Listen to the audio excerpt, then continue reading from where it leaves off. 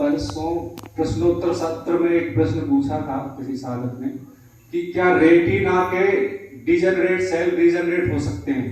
तो एक्चुअली में तो मैं वही बताने आया था, मैंने दीदी से रिक्वेस्ट भी किया था, दीदी कह रही आप एक भजन भी सुना, ऐसा आदेश था। तो मैं उसका प्रत्यक्ष उदाहरण हूं कि रेटिना के डिजनरेट सेल रीजनरेट होते हैं। आपने अभी देखा होगा, मैं बगैर चश्मे पढ़ रहा था, चश्मा ये सब दूर के लिए है।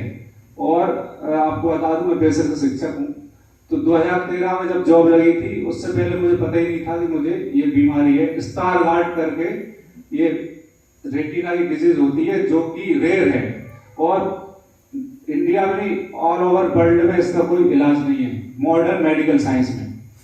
लेकिन 2013 से लेकर 2017 तक मैं कई पैथी में घूमा, बाबा रामदेव कहाँ भी मैं गया और एलोपैथी में भी गया, तो वहां पर ये बताया कि आप कहीं ना भटके, इसका कोई इलाज ही नहीं है। फिर इस साधना में जुड़ा 2017 से, लेकिन उसके बाद भी मतलब 100% में इसको फॉलो नहीं कर पा रहे हैं।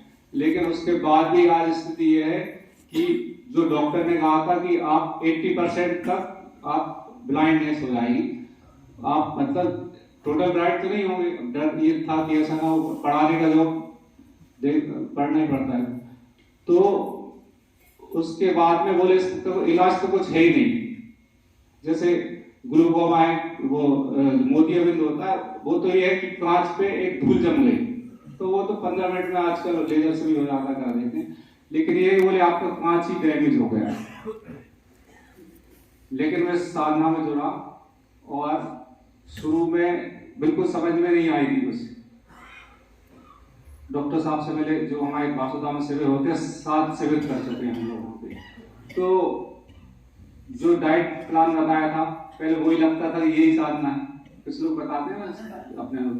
लेकिन धीरे धीरे उसको समझ में आया। शुरू में 3 महीने तक दोनों टाइम अपक्व आहार पर रहा।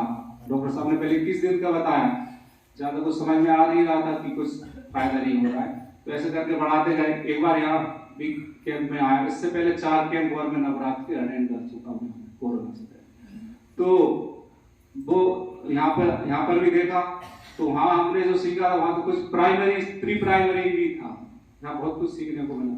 उसके बाद में फिर मैंने वो 21 दिन से लेकर फिर और आगे बढ़ाया। कुछ समझ में नहीं आ रहा था क्या जूस इतने प्रकार के, जैसे अभी वो प्रकृति की रसोई से वो ना, ऐसे बहुत प्रकार के जूस हम खुद भी बना लेते।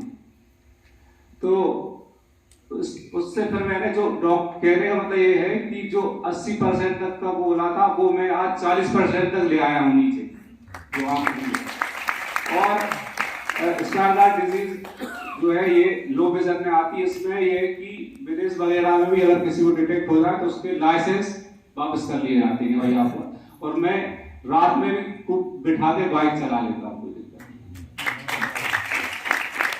नहीं। और अब ये स्थिति है कि आंखों के मतलब इस प्रकार के ब्रांड जो प्राणायाम है, त्राटक है और भी विधि बहुत सारी मुझे पता है और लोग जिनको पता है मैं बताता भी हूँ।